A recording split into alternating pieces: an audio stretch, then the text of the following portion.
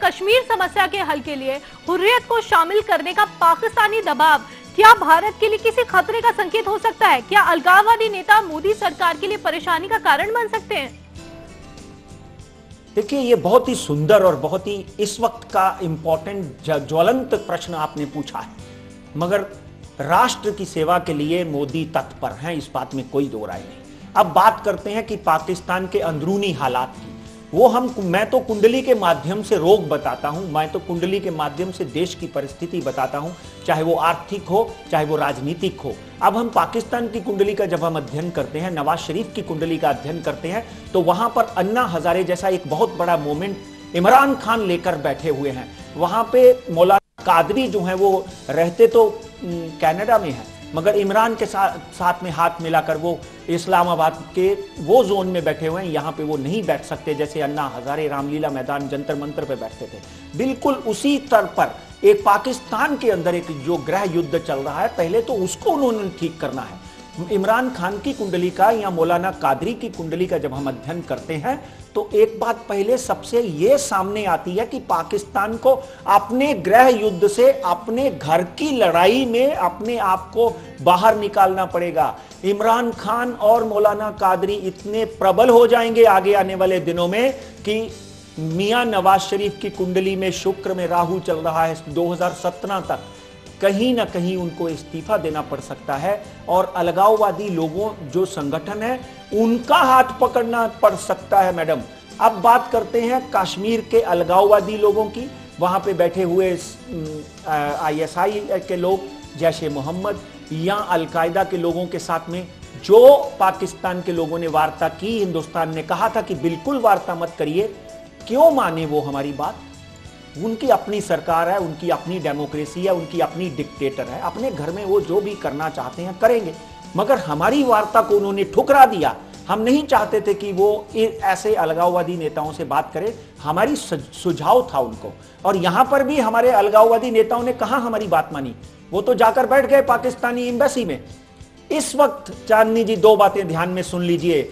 यत्र मासे महिसूनो जायन्ते पंचवासरा, यत्र वासे महिसूनो जायन्ते पंचवासरा, रक्तेन पूरिता पृथ्वी शत्र भंग तदा भवेत।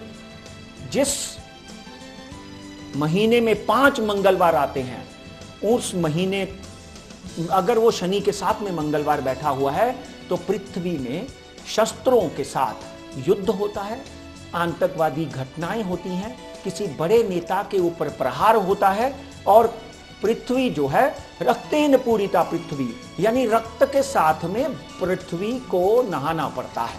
इसलिए एक बात को समझ कर ले लीजिए कि कहीं ना कहीं शस्त्रों के माध्यम से, कहीं ना कहीं कुछ हवाई हमले से, या कहीं ना कहीं आपसी युद्ध जो कि इस वक्त ऑलरेडी बॉर्डर्स के ऊपर चल रहा है, चांदनी जी ऑलरेडी चल रहा है, कहीं ना कहीं सीज फायर का उल्लंघन किया जा रहा है। इसमें चाइना जो है वो भी पाकिस्तान के साथ मिलकर हमारे साथ में धोखा कर सकते हैं। कहीं ना कहीं हमको कोई अंतर्राष्ट्रीय दरवाजा खटखटाना पड़ेगा, जिसके कारण यह गृह युद्ध जो है आगे जाकर पाकिस्तान और हिंदुस्तान का युद्ध बनता हुआ दिखाई देता है। आज नहीं तो 4/11/2014 के बाद जैसे ही मंगल जो है जैसे ही शनि जो है मंगल की राशि वृश्चिक राशि में प्रवेश करेगा, उस वक्त ऐसे वातावरण बनेंगे जो पाकिस्तान और हिंदुस्तान में एक युद्ध का आरंभ हो सकता है।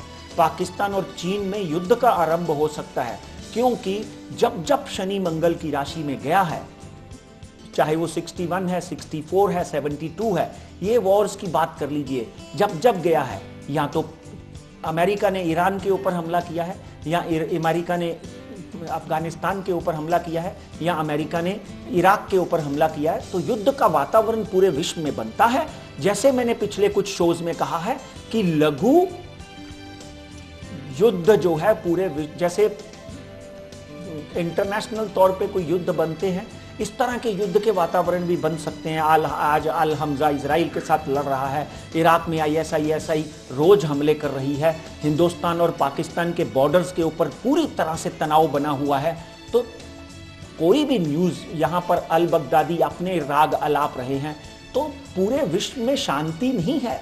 मैं जी। तो प्रभु से यही प्रार्थना करूंगा कि शांति की तरफ हमारा देश, पूरा विश्व जाना चाहिए। मगर कहते हैं ग्रह दशा अपनी चाल चलती है, नियति को कोई नहीं टाल सकता। इसलिए एक महीना ये जो है ये बहुत ही बेकार है। विशेषतर पाकिस्तान के अंदर जिस तरह का वातावरण बनता जा रहा है, मैंने एक जमाने में कहा था कि पाकिस्तान के 3 टुकड़े हो सकते हैं, मगर इमरान खान जैसे अगर व्यक्ति वहां पे आ जाते हैं तो वो बात टल सकती है। एक हिस्सा हिंसकवादियों के, ये जो अलगाववादी हैं वो लोग ले जाएंगे जो पेशावर और उस तरफ का प्रोविंस है, और एक तरफ कराची और लाहौर और इस्लामाबाद रह जाएंगे। तो एक तरफ कश्मीर जो है वो कहीं ना कहीं अंतर्राष्ट्रीय दबाव में हिंदुस्तान को मिल सकता है। तो ये मैं कहते आया हूं कि 2020 के बाद ऐसे वातावरण बनेंगे, मगर इस वक्त पाकिस्तान और हिंदुस्तान की कुंडली में शांति वार्ता की तो बात छोड़ दीजिए, युद्ध का माहौल बना हुआ है बेटा।